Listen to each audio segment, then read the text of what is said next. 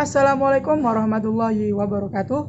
Perkenalkan, nama saya Muhammad Farid Hidayatullah dengan NIM 2102103030110 dari Pendidikan Geografi. Kali ini saya akan membahas tentang aspek fisik dan aspek sosial yang ada di desa saya, yaitu Desa Taman Sari, Kecamatan Licin, Kabupaten Banyuwangi. Mari kita mulai, let's go. Di video kali ini saya akan menjelaskan tentang apa itu fenomena fisik dan fenomena sosial. Fenomena fisik merupakan suatu kejadian atau fenomena yang terjadi oleh alam itu sendiri yang bisa kita lihat dengan mata telanjang kita dengan ruang lingkup seperti atmosfer, litosfer, hidrosfer, dan biosfer. Fenomena non-fisik merupakan suatu fenomena atau gejala peristiwa yang terjadi pada kehidupan manusia itu sendiri. Contohnya seperti tata pemerintahan, adat istiadat, perekonomian, aparatur desa, pola pemukiman, interaksi sosial, dan mata pencaharian. Desa Taman Sari adalah desa yang terletak di kawasan Taman Wisata Alam Kawah Ijen, Kecamatan Licin, Kabupaten Banyuwangi.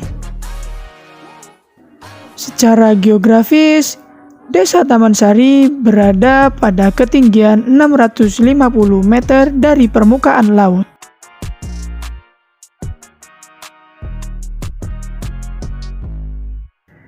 Jarak dari pusat kota Banyuwangi menuju Desa Taman Sari sekitar 17 km dengan waktu tempuh 30-35 menit.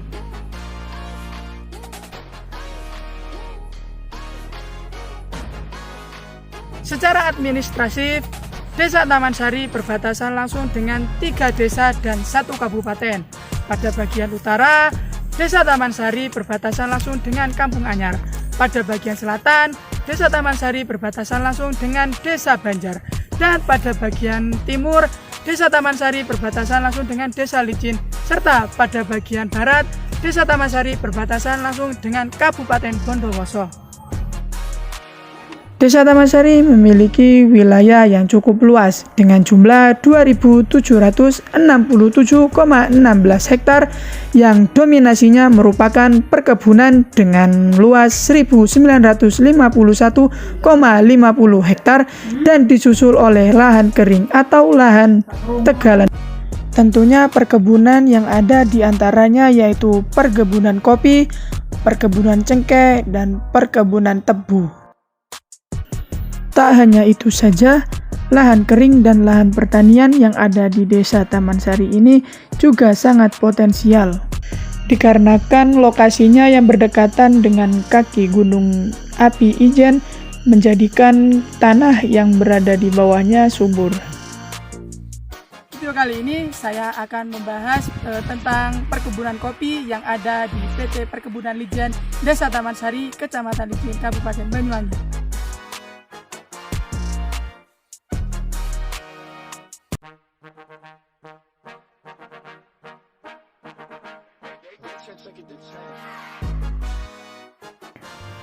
Jarak tempuh dari rumah saya menuju lokasi perkebunan kopi PT Lijen sekitar 3-4 km dengan melewati 2 dusun, yaitu Dusun Jambu dan Dusun Ampel Gading.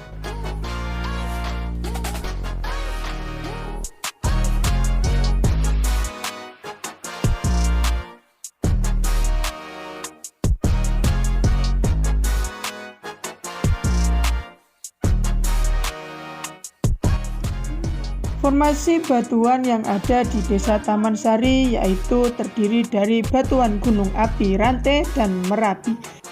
Yang membentuk batuannya berupa breksi gunung api, lava, lahar, dan tuff.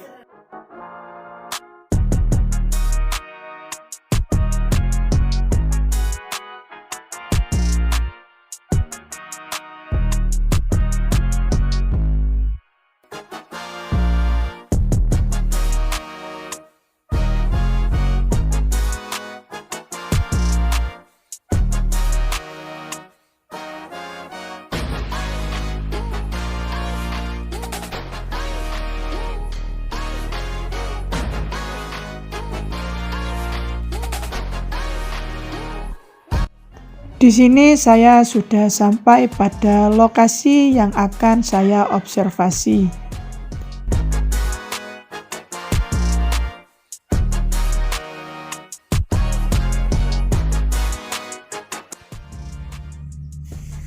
Kopi merupakan komoditas perkebunan unggulan di Indonesia yang menyumbangkan devisa yang sangat besar bagi negara Indonesia. Saat ini Indonesia tercatat sebagai negara ketiga terbesar yang menghasilkan kopi yang sangat banyak setelah Brazil dan Vietnam. Perkebunan kopi PT Lijer ini memiliki luas sekitar 450 hektar yang dominasi kopinya yaitu kopi Robusta dan kopi Arabica.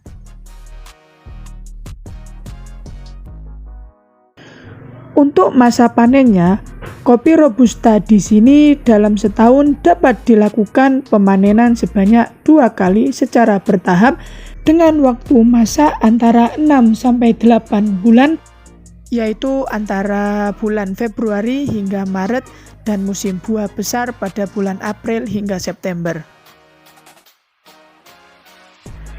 Tanaman kopi bisa tumbuh subur jika memiliki tanah dengan volume dalam, gembur, subur, kandungan bahan organik yang tinggi, dan juga curah hujan yang baik. Jika sudah mendekati masa panen, masyarakat sekitar memanfaatkan untuk mata pencarian mereka sebagai buruh tani pemetik kopi, yang nantinya hasil panen akan didistribusikan ke PT Perkebunan Lijen.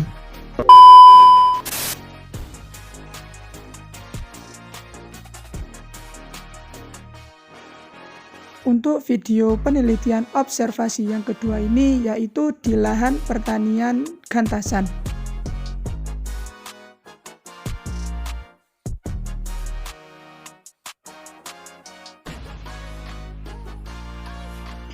Untuk lahan pertanian di Gantasan ini terdapat beberapa vegetasi tanaman yang tumbuh dan juga dibudidaya, diantaranya seperti gubis, kentang, bawang merah, dan bawang putih, dan juga jagung.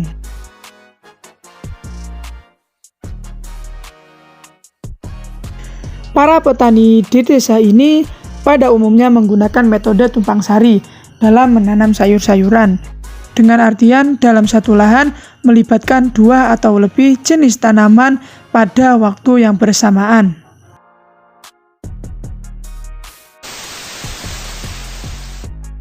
Sini saya akan mewawancarai salah satu petani yang ada di pertanian Desa Taman Sari ini.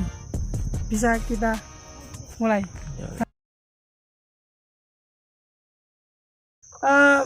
Untuk tanaman teng mriki niki jenisnya napa mawon?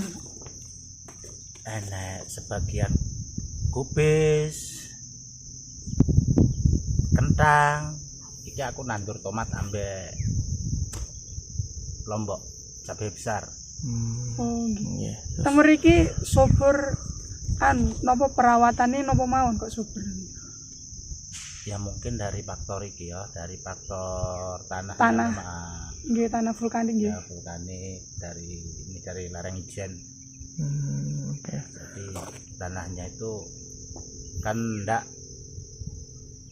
ndak dikelola lah. Nggih. Sekarang ini tani kan ngelola di sini, makanya ya subur tanahnya. Nggih. Terus niku napa kan cara nanam niku ganti-gantian nggih Pak, mantun. Ya. Gubis, mengke kentang niku. Ya.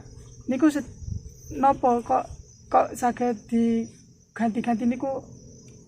Biasanya itu kalau satu akar artinya itu satu tanaman biasanya kurang subur, harus ganti akar, artinya habis kubis ya nanti kadang-kadang kasih kentang, kasih tomat gitu.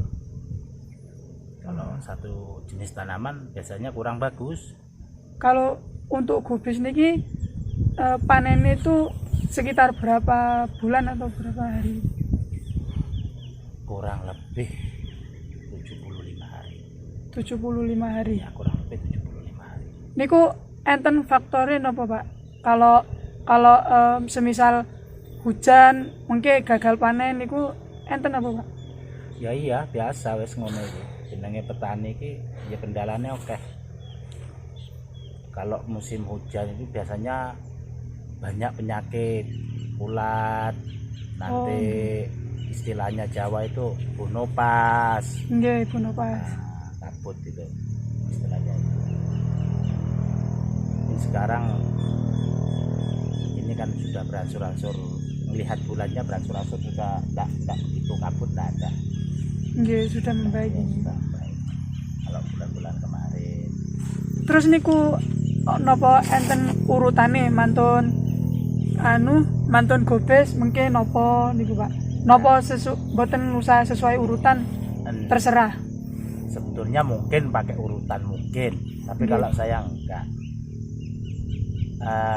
Lihat kebutuhan aja. Artinya tanam ini besok lagi panennya menjelang panen bulan ini kebutuhannya orang apa gitu aja. Hasil panen ini biasanya disetorkan teng pundi Pak? Pasar lokal. Pasar lokal mawon. Pasar lokal. Sekitar berapa sekilo pinten sakniki Pak? Sekarang kul kalau nggak salah kurang lebih 5.500 per kilo. Kemarin saya tanam di sini kurang lebih 45.000. Tapi kena penyakit kabut, ulat banyak sekali. Ya, merosot, hampir gagal. Terus niki dari jenis tanaman niki sing paling sulit perawatan ini ku nopo nggih Pak? Cuaca yang paling sulit. Artinya itu kalau kita tanaman kena cuaca buruk itu susah untuk bukan Pak, karena seperti hama niku hama itu sebetulnya kalau hama bisa diatasi sekarang kan banyak obat. Tapi kalau faktor alam susah kalau alam itu susah. Nggih, niki jenis napa tumbuhan ini ku sing paling mudah niku lho Pak. Perawatannya napa kentang, napa cabe, napa kubis paling nih. gampang ya. Paling gampang itu kubis. Lak kentangan niku napa niki? Bawangan niku teng pundi?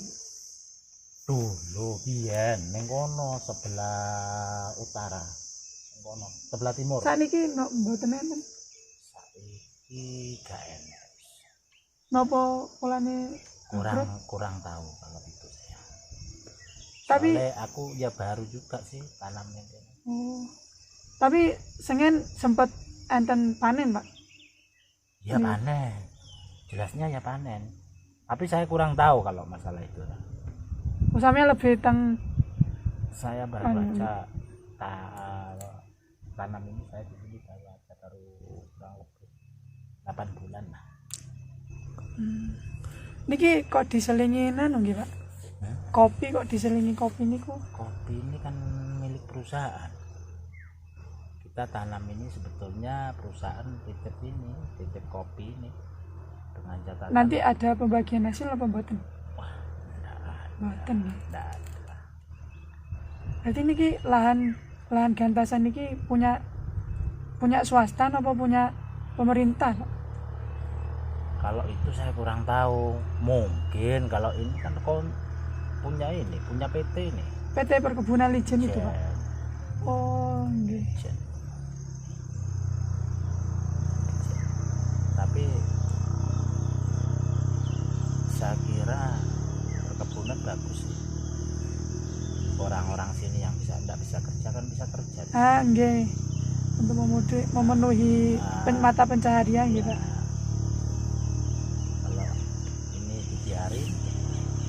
Pertama ya jadi hutan lagi. Iya. Petani masyarakat lingkungan sini ya juga susah, tidak ada kerjaan. Sekarang kan petani dikasih kesempatan ini kalau bagi yang orang yang mau kerja ya seneng lah. Nggih, betul. Nggih, niku mawon wawancarane kula matur nuwun nggih, Pak. Iya, sama-sama.